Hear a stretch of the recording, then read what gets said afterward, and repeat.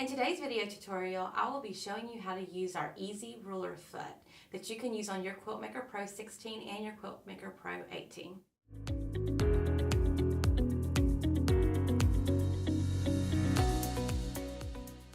When looking at the easy ruler foot, I would like you to notice the difference between it and the regular sewing foot that comes with your machine.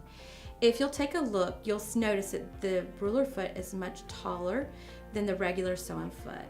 That is so that when you are doing ruler work, your ruler does not accidentally slip over the top of your foot and the needle penetrate it. When you're doing ruler work, you want to always make sure that you have your machine set in precision mode. So make sure that you select the circle that is broken up, as that is the representation of precision. Once you have your machine set in precision mode, you simply lay your ruler right next to the foot and use it as a guide to keep your hand steady so that you can do straight line quilting.